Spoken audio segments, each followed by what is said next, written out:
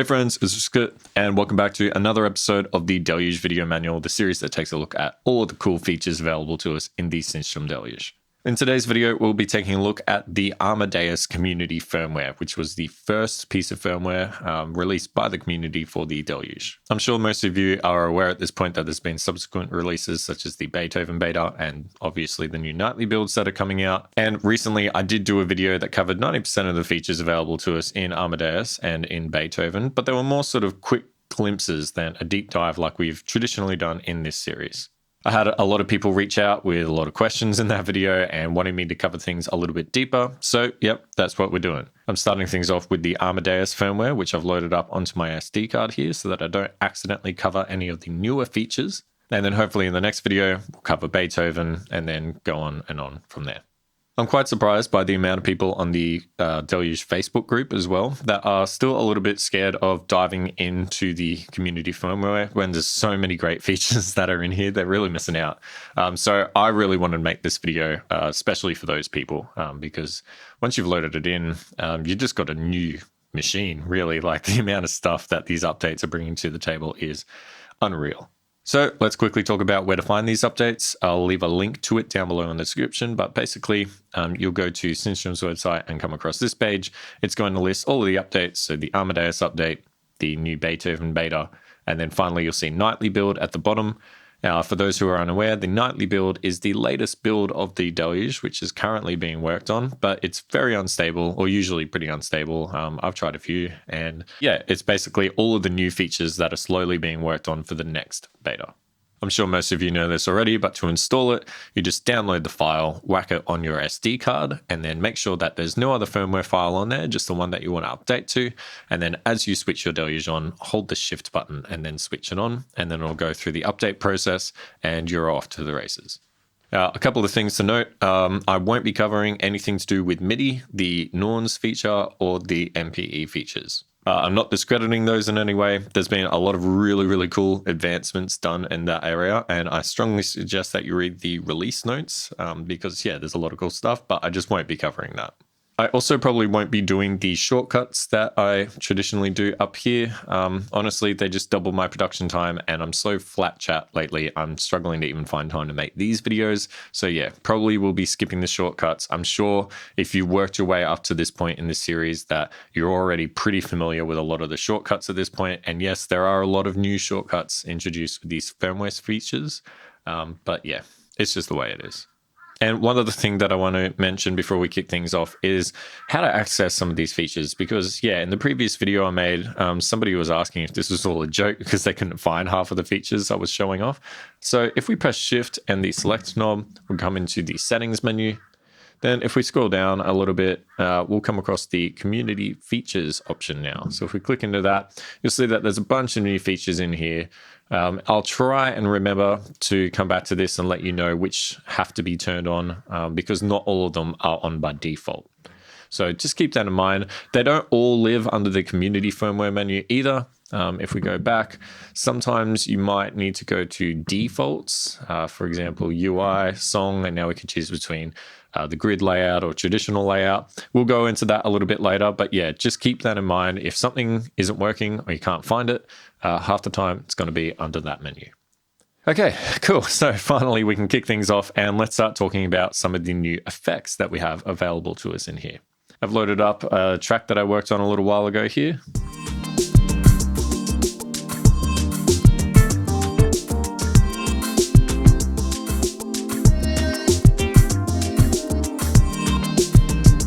You get the idea. So the thing that I want to demo with this project is that now we have a master compressor built into the Deluge. You might remember from some previous videos that I've actually been using my effects pedal over here, the Empress Zoya, to provide a compressor and a little bit of a mixing chain at the end of when I'm using the Deluge. But now the Deluge has a compressor built in, which is awesome. So how do we access this? Well, I'm in song view at the moment and I've got effect entire on. You need effect entire to be on for this. If we go across to the sidechain button, now if we turn this top knob, you'll see that we're just getting a value. If I press this in, we've got full or 1. So let's make it 1 for now, or hit play and slowly introduce this.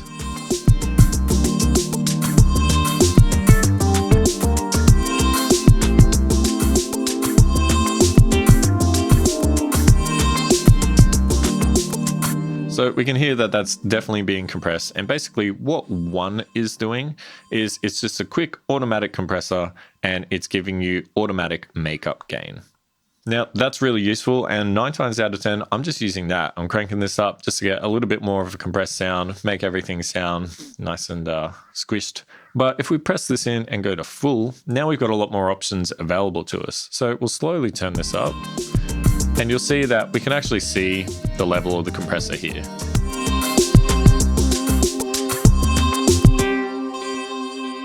Now, how do we access the options for it?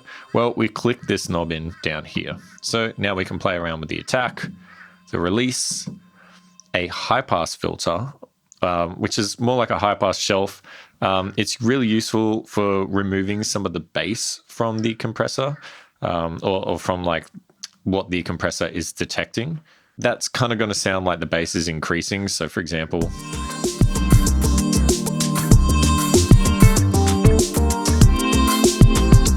now we can hear that bass is really shining through, as opposed to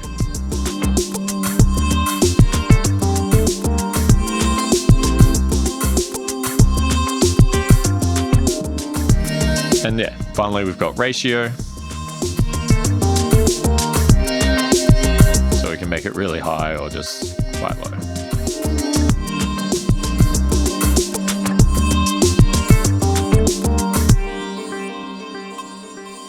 So that is the master compressor. It's really, really fantastic. I think that you should pretty much apply it to every single song that you're working on. I'm going to press Shift and New to start a new project. So let's just make like a very basic bass line here.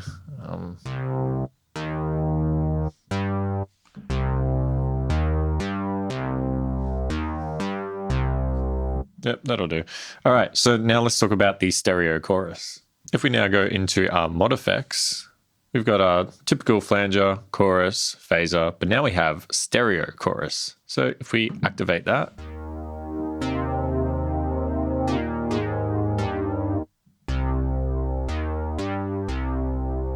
we can hear that that is working. This is really great because I love chorus effects, but I was always a little bit disappointed that the Deluge only had a mono chorus. So now the stereo one sounds fantastic. Now we can adjust the depth of this using the mod depth. So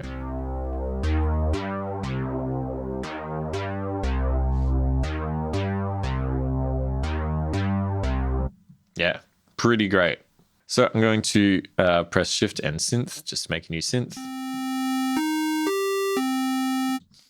And now maybe we'll just make these some chords. And let's turn on the arpeggiator, just because I feel like this really demos this next feature pretty well. Maybe we'll just change the rate of that. Great.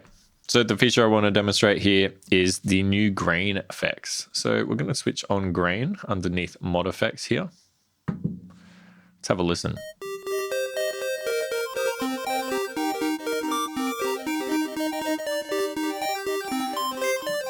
We can even turn the rate of this down a little bit.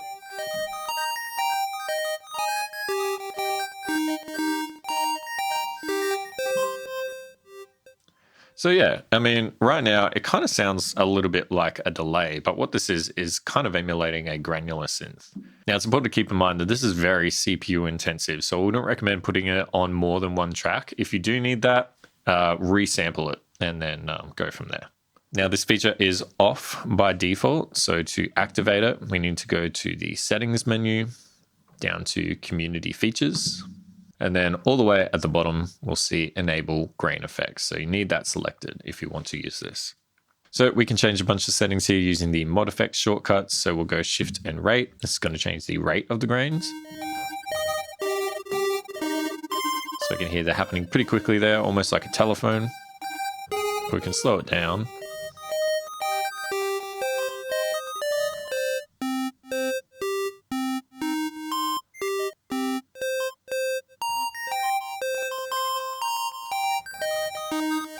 Pretty neat. And we can go to mod depth. This is basically your dry wet control. So this will make it louder. We can turn it all the way down so it's super subtle. Let's just leave it at default. Then we have the feedback control. And we need to talk a little bit about this because this can be a little bit hard to remember. But once you sort of understand how it works, it's pretty easy. This is essentially affecting the grain type or how this effect is going to work. I'll try and flash something up on the screen now just to sort of help guide us through this. Basically, if you're in the range of 0 to 10, you're going to get unison and it's going to go up an octave and be reversed. If we keep scrolling through this and go between 11 and 20, you can hear that's dropped a little bit now. Maybe I'll turn up the dry wet so we can hear this. There we go. So this is unison and down an octave. Next up, between 21 and 30, we have unison plus 1 octave, which is the default. And if we go between 31 and 40, we have a fifth plus an octave. And then finally, between 41 and 50, we have unison plus or minus an octave, and it's synced to the tempo. So maybe we'll just up this a little bit as well. Turn down the depth. If we change our tempo, you can hear that's coming in and out.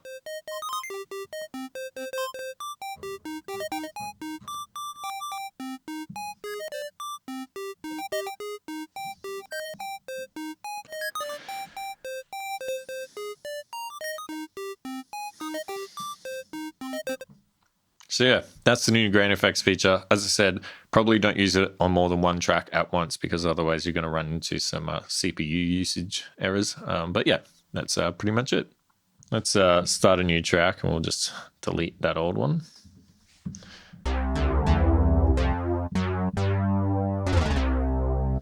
Great.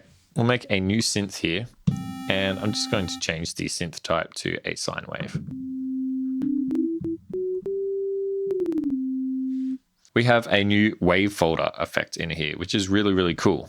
So the way that we access this is it's found between the saturation and frequency shortcuts. So this blank pad right here, we'll press shift and that. Now we've got wavefold. If we hold down a note here,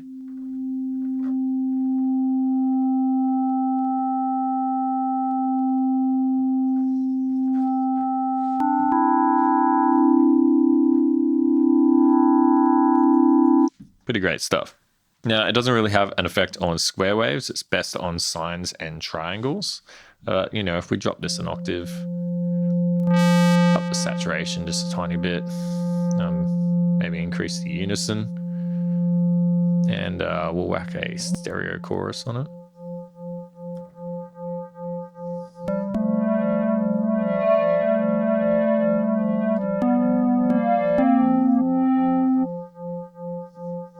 Pretty cool.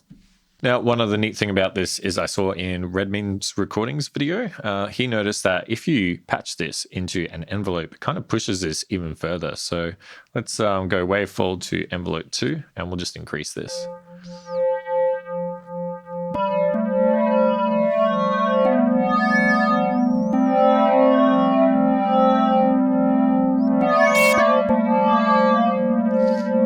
Turn off the stereo chorus.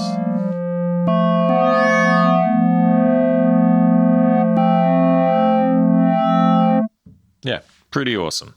So let's start a new synth. Great. And let's talk about the unison stereo spread. So traditionally, unison was in mono. And we could change the detune. Still sounds pretty good, but I definitely missed having my unison in stereo like I could do in Ableton Live. Well, now we can. If we go back and press the unison number and then press the select knob in, we can see we get unison stereo spread. Let's up this.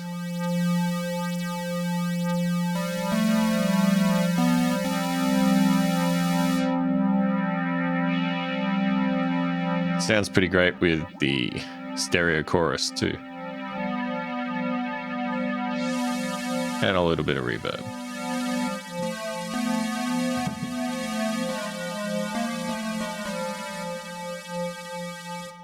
So yeah, now we can get these really nice, lush, wide sounds, and it's awesome. Now let's talk about filters. So I'm just going to lay down one here. Great. So we've got a couple of new filters available to us, and they sound really, really great. We're on a low pass at the moment, but of course we can select which type of filter we want by pressing this button in. So we've got a typical dry filter, but now we've got state variable filter band pass.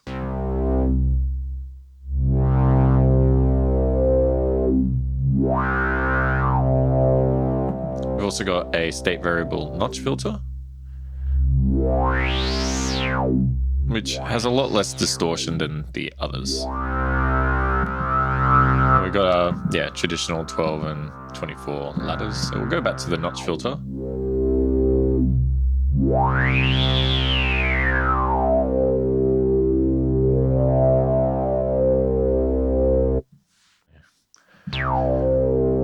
If we switch to high pass, we've also got these available to us here.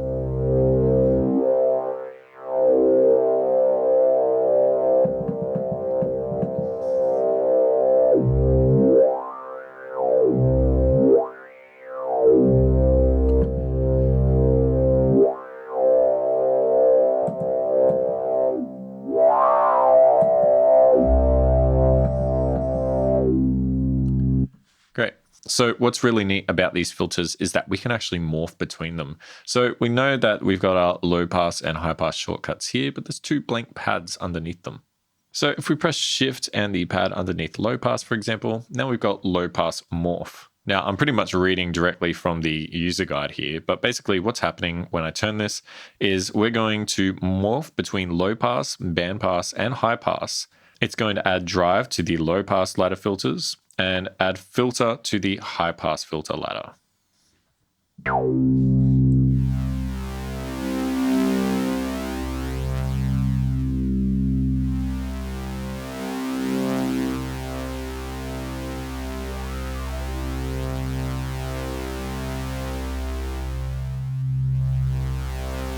Of course, you can learn this to a custom knob if it makes it easier for you.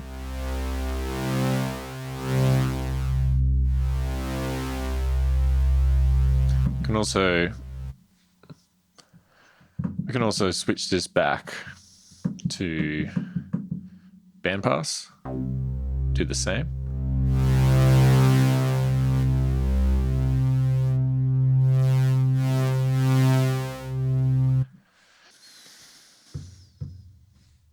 And we've also got the high pass morph, which we should do something to the high pass filter to activate that.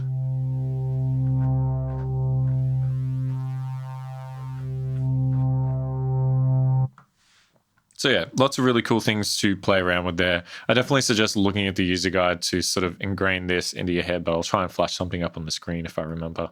Just one thing that's important to note is that we can actually use this to morph between the 12 decibel and 24 ladder and drive filters as well. So yeah, our previous filters that we had in here, there's lots of really cool stuff that you can do with this, and you can modulate it to any other parameter like you typically would. Finally, one thing to note about the filters is that while we're in the sound menu, so we'll just tap this and now we're in the sound menu, we can actually change the filter routing. So you can go into here and change it so it's going high pass to low pass to high pass, or in parallel. So experiment with those, find the sound that you like, and yeah, it's a lot of fun and really just opens up a lot of new sound design possibilities when you're creating synth sounds. I'm going to start a new synth, and we'll map frequency to LFO 1. Great. So let's go over some of the new LFO stuff, because yeah, that's always a treat. So we're in the LFO type menu right now. We've got our typical sine, triangle, square, saw, but now we have sample and hold and random walk. Let's select sample and hold. This is basically going to pick a new random value every time it's triggered, much like you would on a modular synth. It will up the modulation value of that. And we can change the rate.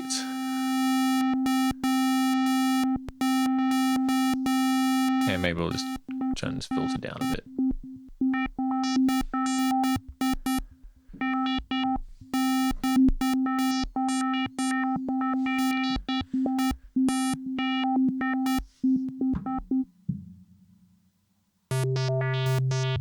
Yep, that sounds just like my modular synth.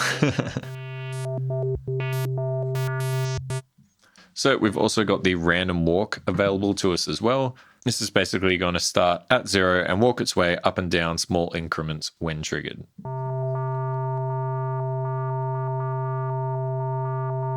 So maybe we'll just make these a little bit shorter.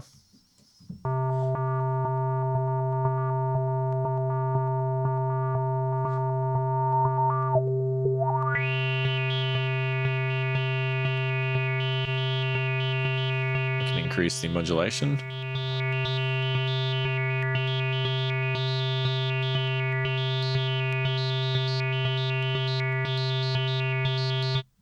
Great. So what I'm going to do is just switch back to sample and hold for this one. And we'll make it just one note.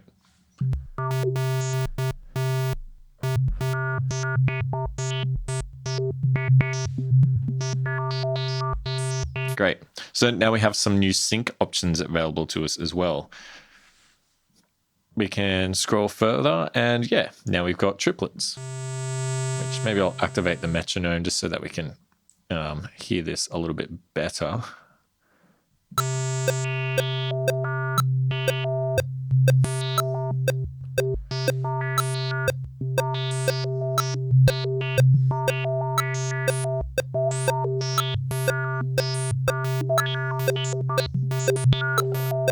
Pretty great.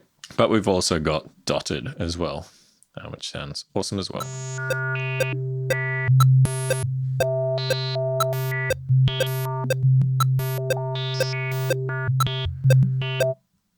It's worth noting that these new sync options are also available in the ARP settings. So if we go to ARP sync, we can scroll across and choose triplets and dotted.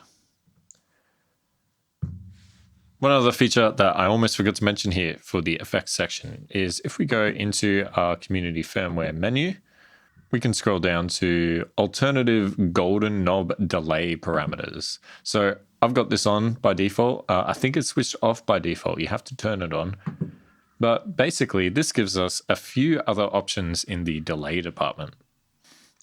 So if we select delay and just listen to the sequence without it,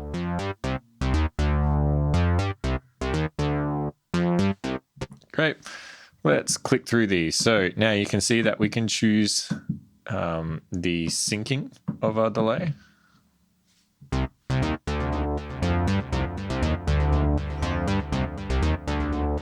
And now if we press this top one, we can switch between triplets, dotted, or even.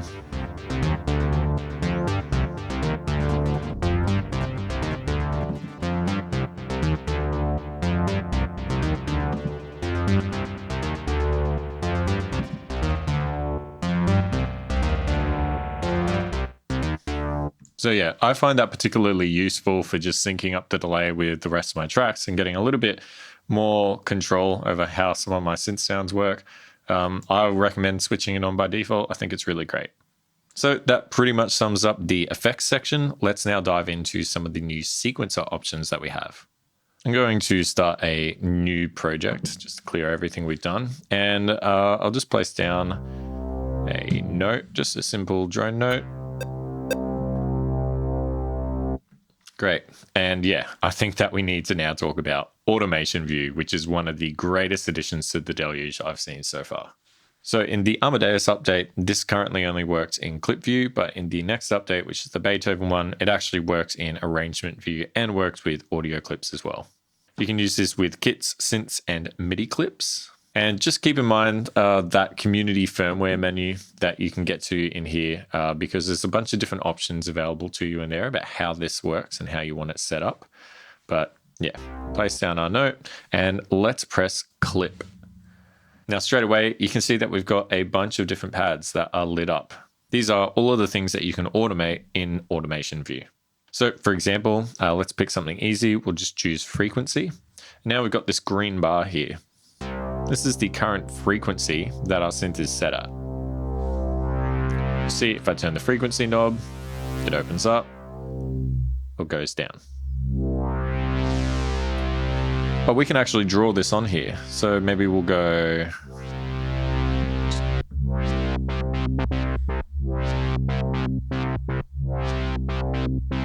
Isn't that cool? So you might notice there that I'm actually holding down one pad and then pressing another one, and it's interpolating.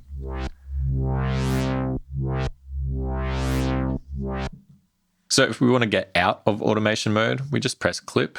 We'll press it again to re-enter. But if you want to get back to that menu with all of the little white pads, we just press shift clip. We can see that we're currently on frequency and it's had something automated. So we can choose resonance. Let's just enter in some random stuff here. Great, we can press shift clip and we can see that because we've automated these two parameters, they're both lit up, which makes it really easy to find what you've worked on. If we go back into resonance, for example, we can actually just use the select knob up here to scroll through different things. So yeah, maybe the pan or the master pitch could be really fun.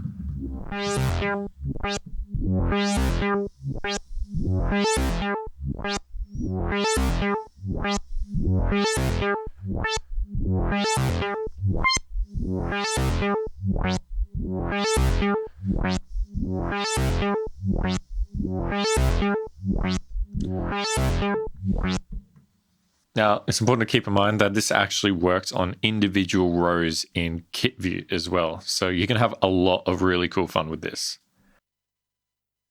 I'll just press clip, go into song view, and just to demo that, I'll turn this off. Let's make a basic drum beat.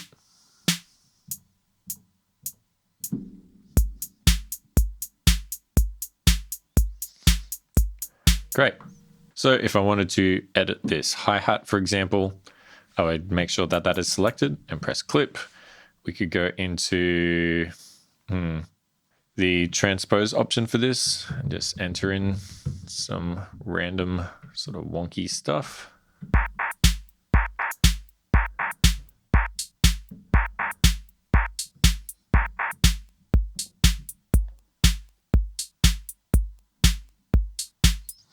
Sorry if there's a weird cut there. My Deluge glitched out because I was trying to do something for the new firmware. Yeah, either way, you can edit individual clip rows, and in the next update, which is really cool, you can select Effect Entire and edit the entire lot of them, even though you've got automations on these individual kit rows, which is really, really cool. Let's jump back to Song View, and we'll just make a new synth track again. Delete this drums. So just going over this one more time, please press clip view. We'll go into frequency, make a bunch of automation. So let's say that I wanted to delete this automation. Well, we can just press shift and one of the gold knobs, and it's going to delete it for us. We'll enter in some new automation again, and let's just quickly show off something which is cool. So yeah, we now know that if I press one, then press another, it's going to sort of interpolate that for us, which is pretty great. But we can actually hold down on these and use the top gold knob to change the value. But we can also select both of these at the same time, and we'll see that we've got left and right values. So we use the bottom gold knob for the left, maybe we'll pick something like 10, and then the top gold knob for the right, maybe we'll choose something like 40, and you can get that precise sort of value that you're after. You might find sometimes that you just want everything to sort of be reset. I'm trying to think of a really good example for this here. Pan's a great example. So we'll press shift pan. Now we're in the pan view. So yeah, let's say that I've got things sort of panning around all over the place. Like I said before, we can hold down on certain values and then maybe say like, oh no, I actually want it to just be at 0 so that it's nice and centered. But also keep in mind, we can just press shift and the gold knob and it's going to delete all of our automation and just level it out for us. Going back in the frequency, we can do other things like typically like when we want to clear things, like how we clear notes, we can still press this and back. It's going to clear everything for us. Now, I know before that I'm saying this is interpolating and it's kind of my animation background coming out. But there is something about interpolation we need to discuss that doesn't really relate to this feature of just pressing one thing and then the next thing happening. So for example, let's just slowly increase this over time.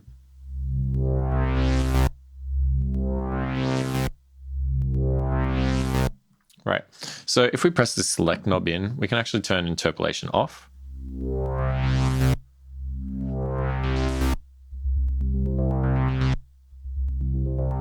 So here that sounds a little bit stepped. Maybe if I turn the resonance up, it will just be a little bit more. There we go. Great, so we can hear that there's stepping in our automation and we don't always want that. So we can actually press the select knob in and we can put interpolation on. And if we listen, we're not going to hear a change. And that's because we need to redraw the automation. So we'll just enter it back in. And now we've got that nice smooth automation happening. So just keep that in mind. Sometimes you might want that sort of step sound and other times you might not. And pressing that in and out and then drawing your automation is going to give you that control that you need. Now we can also copy and paste that automation. So I'll hold learn and press this top gold knob. It says automation copied. Let's maybe copy this to the resonance. So we'll press shift, learn, top gold knob, and there it is. So that is automation view. It's really awesome. Let's make a new track. Let's make a new synth.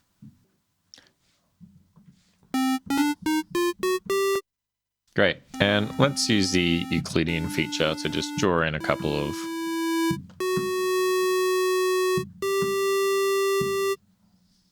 I'll just shift some of these around a little bit for some extra randomness.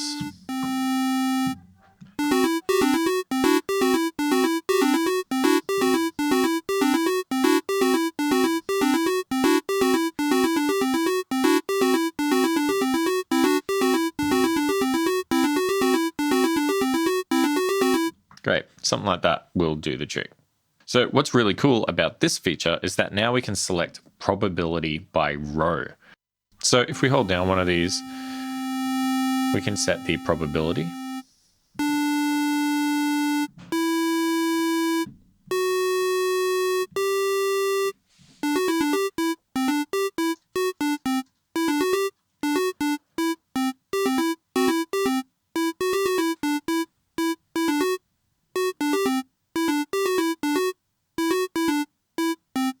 So yeah, that's really, really fantastic.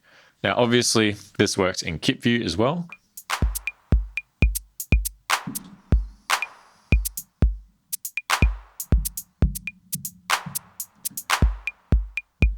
And it just makes setting up probability for different things so much easier. One thing I'm really finding this useful for is when chopping up samples, you can pretty much place samples all over the place, set them to a choke group, and then change the probability per row. And then you get some really cool glitchy randomized samples. It's really fun to work with. Let's just set the probability of these all back to 100.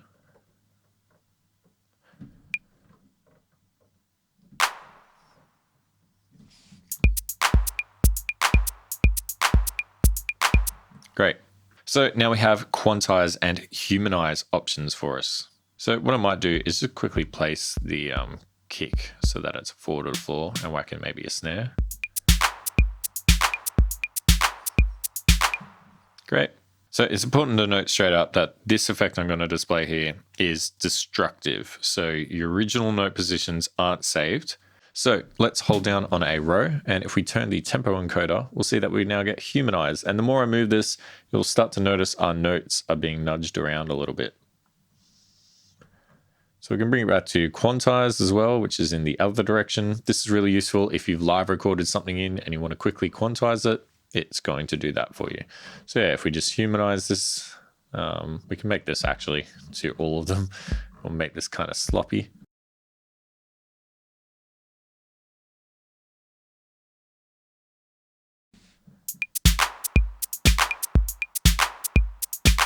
So yeah, we can hear that things have sort of drifted a little bit apart. Now this is particularly useful, especially for me, because in a lot of my previous tracks, and I even made a full video about it, I was going in and individually nudging certain hi-hats and stuff over just to pretty much achieve this effect manually. But now you can just sort of whack it on a whole kit row, and it's fantastic. I absolutely love it. So now let's talk about the fill mode. I'm just going to whack in a couple of open hats here.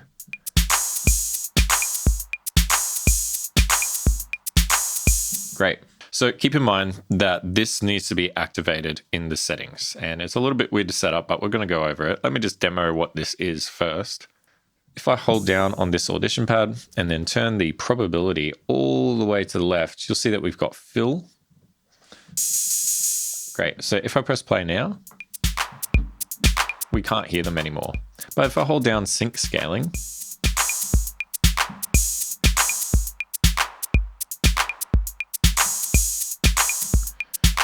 great. So we can even go into song view, set this up for multiple tracks, and it works the same.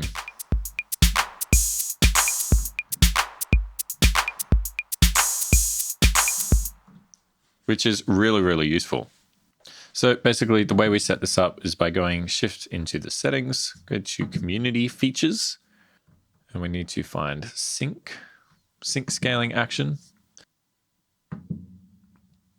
fill mode, and then select the sync scaling action. So this way, when I hold down the sync scaling feature,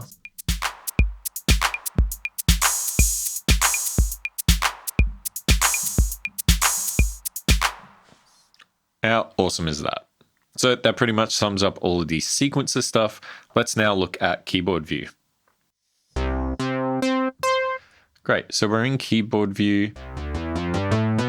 It's our typical keyboard view, but now if we hold down the keyboard button and turn the select knob, we've also got in key. Now, the really cool part about this is traditionally in the isomorphic keyboard layout, we had all of these notes, these grayed out notes here. They're not really part of our scale, which is particularly useful if you're trying to play notes that aren't in your scale. But the problem is that if you're recording and you accidentally tap one of these, it adds it to your scale and things can get messy really, really quickly. Also, if you're performing live and you hit a dud note, that's never fun for anyone. So we can actually switch to in key. And now all of these buttons are going to be in key with our scale. That doesn't really matter what we press.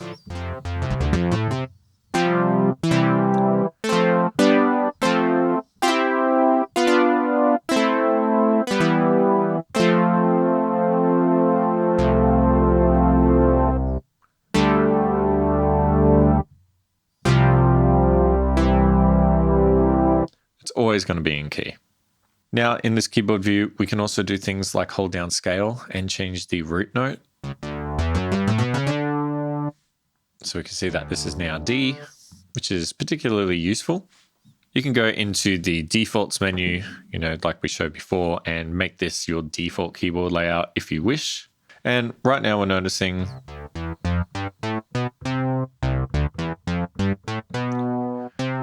these are sort of grouped this way. If we hold shift and turn this horizontal select encoder up here,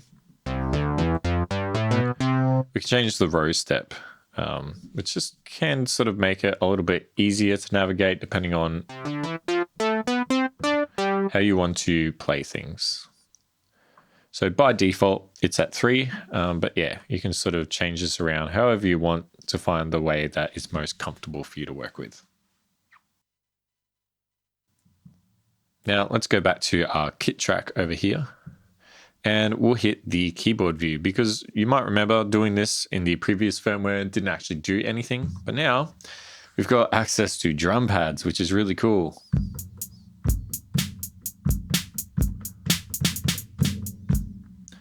So yeah, you might notice straight away that some are different sort of values.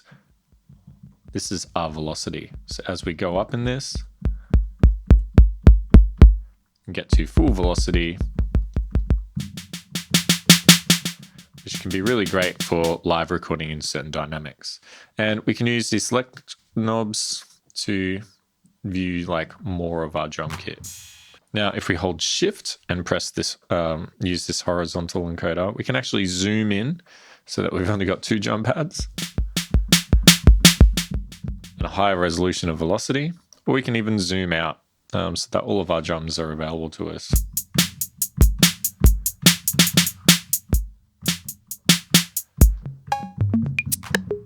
So yeah, a lot of fun to experiment with and play around with. I don't actually find myself using it all that much because I'd really love a way to just set one velocity for all of these. But I know that a lot of people have always wanted velocity sensitive pads on the Deluge, and I think this is the best thing that you're going to get in relation to that. Cool, so that's pretty much all of the keyboard view stuff. Now let's go over some basic UI improvements. To do this, I'm going to press Shift and New just to clear and make a new song. And we're going to go into grid view. But in order for that to work, I'm just going to quickly set up a couple of tracks. So maybe we'll do basic drum track. And we'll make a bass track. And we'll just pick a random, something not too annoying.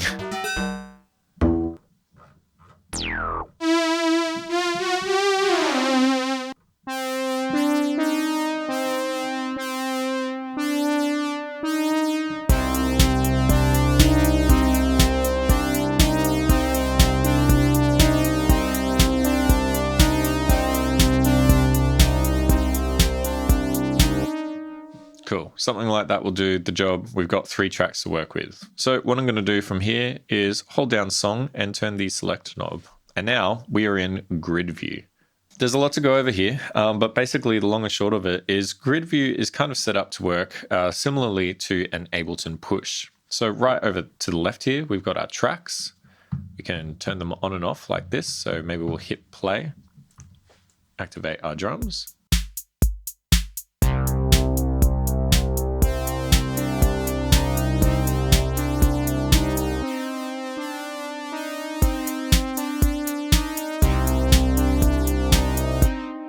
Great, I think you get the idea. Let's go back into our traditional song view for now. And we can do all of this in grid view, but I'm just doing this to sort of clearly demonstrate some things.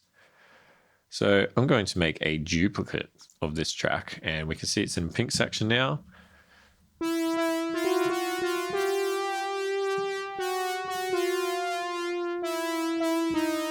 Yep, that'll do. Cool, so we've got this pink variation. Maybe we'll also make a variation of the drums, and we'll just take out, oh, we don't even need to take them out. We'll just mute these 2. Great, and we'll leave the bass as is, and then let's go back into grid view. Now we can see that we've got them down here, and they're in line with our pink section. So I'm gonna press play.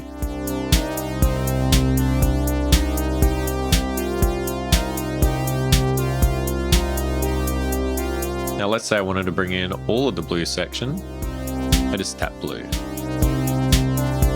or pink.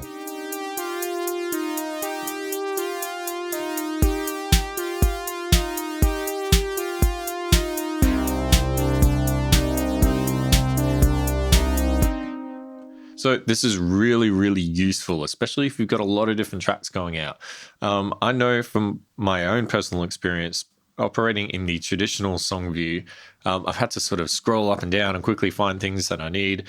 And it can be really useful because you kind of know where everything is. But later on, it can be a little bit tricky to find stuff. So This is a really, really great way of performing live, especially if you're sequencing a bunch of other gear that you're already having to worry enough about.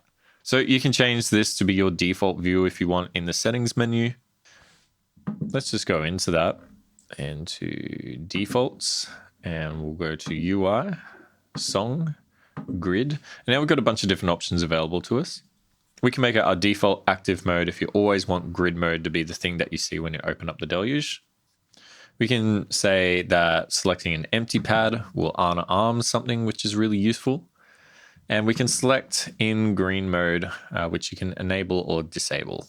So if we just go back here for a little bit, you'll notice that by selecting that, when I press this blue button, it turns blue and then switches back to green. And I found that really, really useful because basically this green mode that we're in right now, think of this as a mode. If I press play, I can select things. Really, really useful. Let's say I wanted to edit this drum beat. Well, I need to hold down blue and press it, and now I'm in clip view. So maybe we want to bring in the snare, go back, but I'm already in playing green mode. So I think by default from memory, it will work so that when you tap blue, it'll just sort of latch on like it has to the green here, and then you've got to manually select green. I just found it really useful to toggle this. The other thing is the empty pad unarm, which I showed you in there as well. So if we hit play, I can tap below one of these just to stop that column.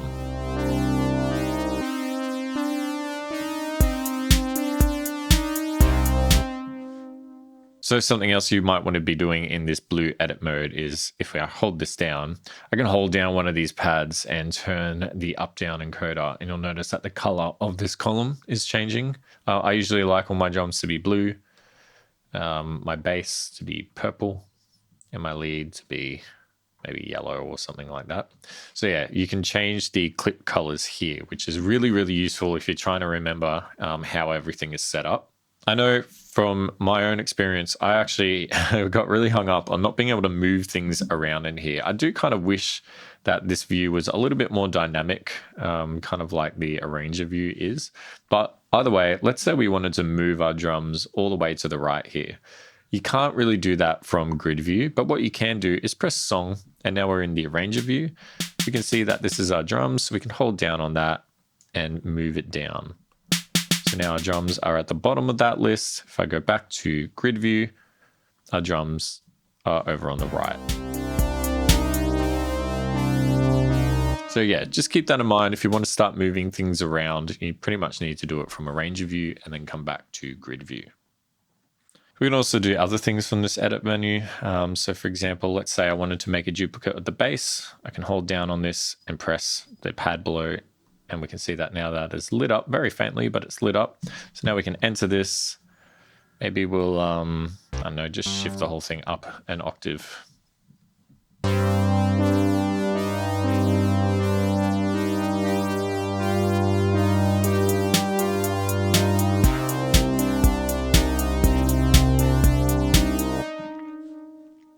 So yeah, I mean, that's essentially grid mode in a nutshell. It's pretty awesome. It's definitely been expanded on a fair bit in the new Beethoven beta firmware, but that's pretty much all I have to show right now.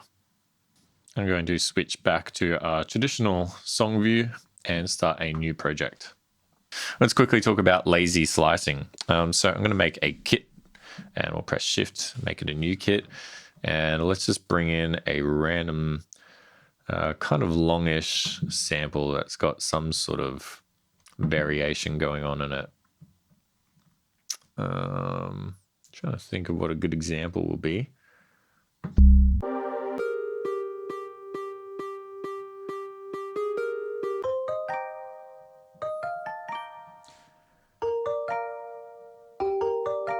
This one sounds like a good bet. So what we want to do is hold down, and now we'll select slice. Now, when we're in here, normally you would choose the number of slices that you want. But if we actually press this horizontal encoder in now, we can see that we've entered this new sort of menu. What we're looking at here is our waveform view up the top, and then we've got some options down the bottom here. Now, when I press this green pad down the bottom, it's basically going to start playing through our sample. And then when I press subsequent pads, it's going to slice is exactly where I press. So for example,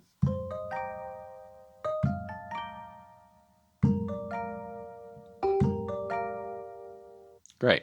So now we've got these slices.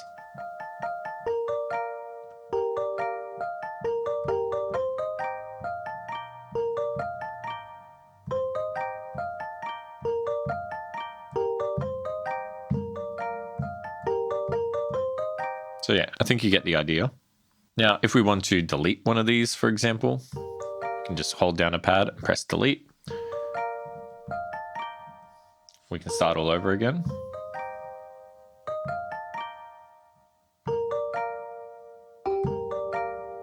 All right, so we can hear at the end of this sample, there's a little, let's say we wanted to include that in the second sample, but we've already set it up. So we can actually, with that selected, we can use this horizontal encoder and you'll see this little green dot is starting to move.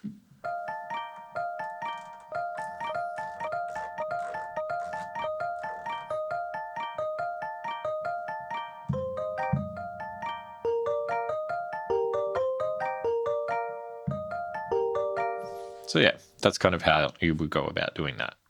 Additionally, you can use this knob to transpose things up and down.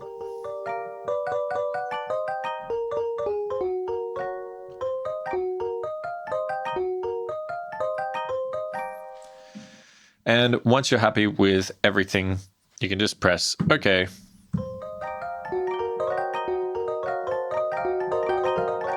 And there's all your samples loaded in. Now, I really, really love this feature. I really love using it. It's a fun way to chop up and edit your samples and get everything sounding the way that you want it to.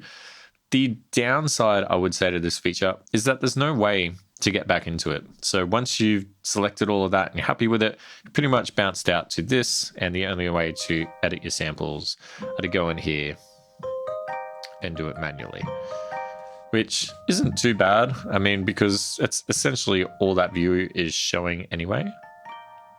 But I would just find it a lot faster to be able to jump back into that and edit my slices that way.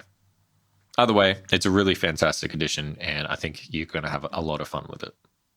We can also now add synths in our kits. So right now, this is technically a kit clip.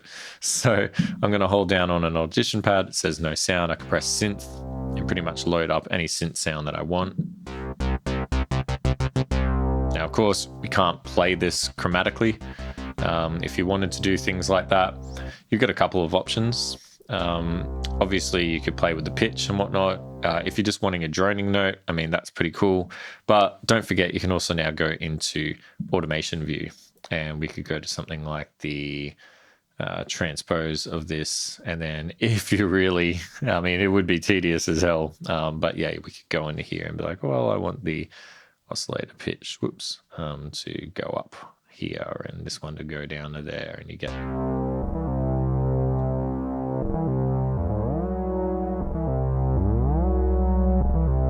So yeah, I mean, pretty cool, creative things that you can do with it.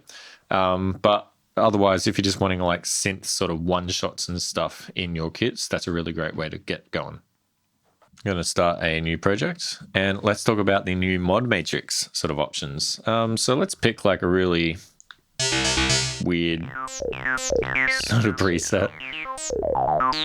Great, this one sounds like it could work. So I'm going to just press the select knob in. We're in the sound menu now. And if we scroll down nearly to the bottom, we can find mod matrix. If we press this, now we can actually see all of the modulation parameters that are happening within this sound. So we can see like the velocity set, aftertouch, what the filter and envelopes are doing in tandem. Lots of really cool stuff in here. We can see that LFO 1 is modulating the pitch. We can even go into these and edit their value from there. So this is not only a great way of like keeping track of how you built a sound and quickly editing the parameters without having to find your way around, but it's a really great way of digesting presets that are already on the Deluge or that you've gotten from somewhere else and learning some really cool sound design tricks in the process. I'm I'm going to quickly load up that project I had playing earlier. And we can see that I've got this orange clip up the top here. If I press this,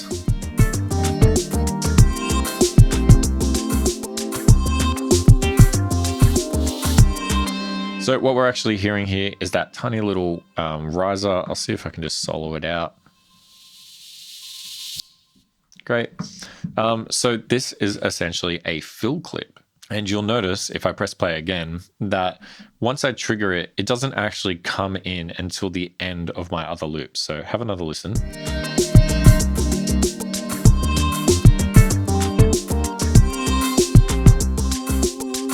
Now it's come in.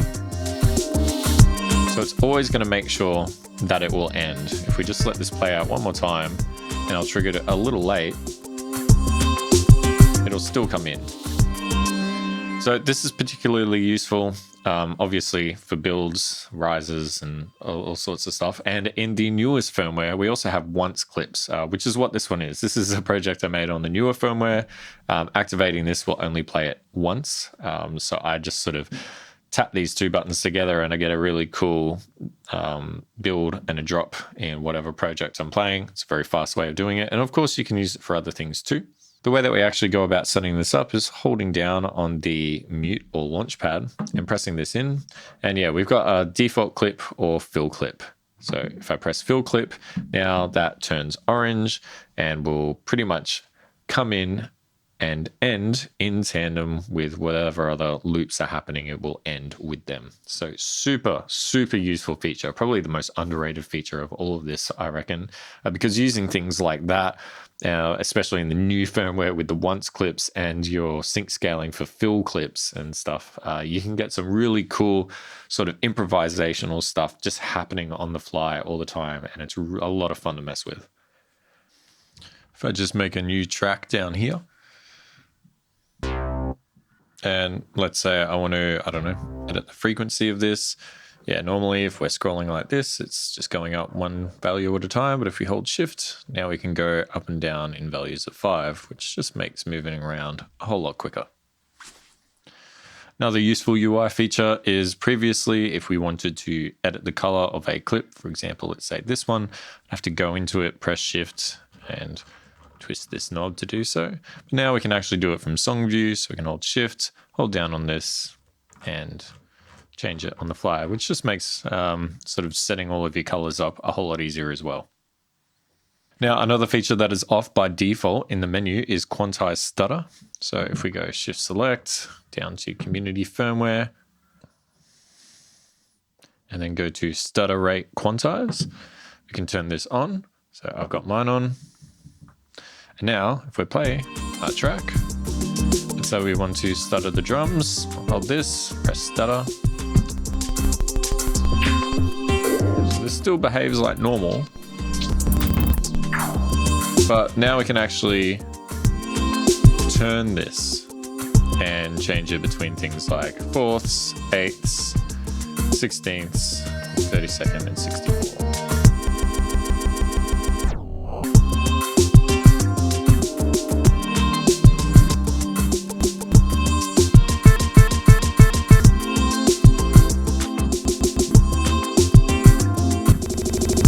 So yeah, it just makes the stutter a whole lot more useful. I really found the stutter to be pretty unusable for a lot of other situations other than like doing sound design and resampling out the audio. But now that you can quantize it, it makes things so much better. We also now have fine tempo control. So this is on by default. And we can see that we're actually going up in values of 1. If you prefer the old way that this was done, you just press and hold it.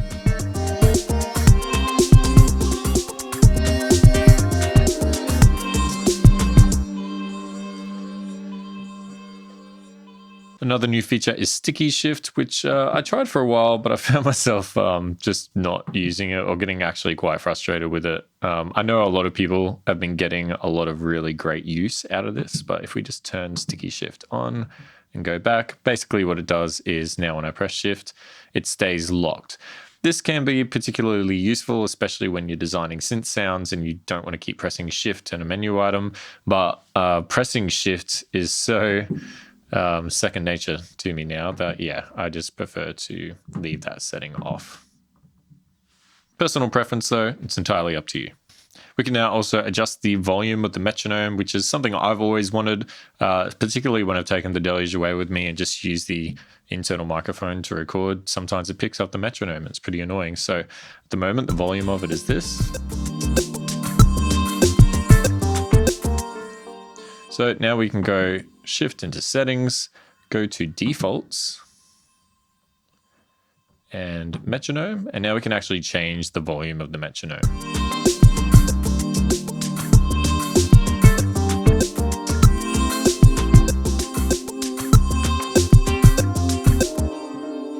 So yeah, super handy feature. I absolutely love that addition.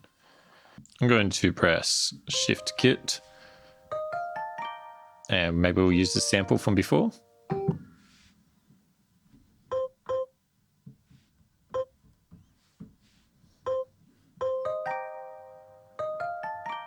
Great, and let's just place one of these in. Go to waveform view. And maybe I'll just switch the endpoint to be here.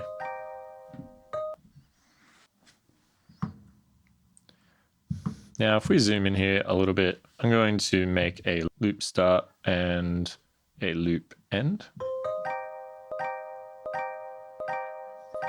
Great. Maybe we'll zoom in a little bit more just to sort of get some fine control over this. Great. So now if we hold down on our loop start and tap loop end, we can toggle between free or lock. And so now when I press and shift this upper knob, you can see that we can either double the loop or halve it, so on and so forth. This gives you a lot of really cool control over how these are going to interact together.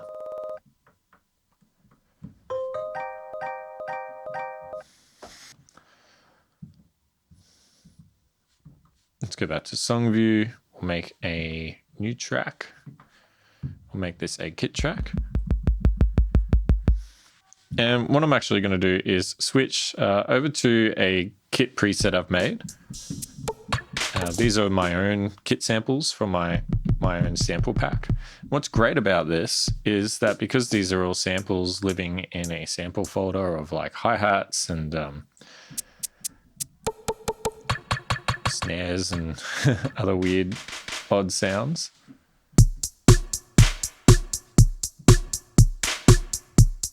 Great, something like that'll do. So now let's say I didn't like this kit. We can actually hold down Audition and press random. And it's going to choose a different sample from the folder that that kick lives in, which is just a bunch of different kicks.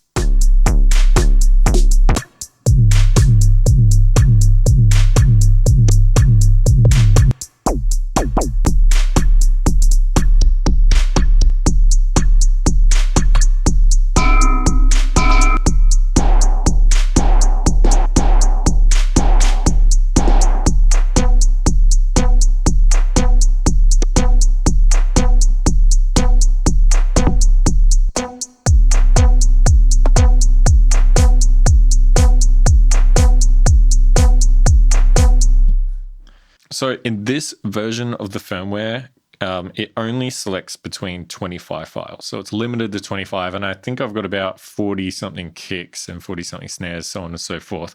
But in the newer version of the Beethoven beta, that has been fixed and it now goes through the entire folder, which is absolutely fantastic. I found this a really great way of just like setting up a basic sort of drum groove, and then I'll just start randomizing the samples until I find something that I really like. And that can really impact the entire vibe of the rest of the track that I wind up putting together. Super useful feature, absolutely love it. Now, I remember in the past getting really frustrated when I was working on kits, and sometimes I'd accidentally press an audition pad, make a new kit row, and there was no way to delete it.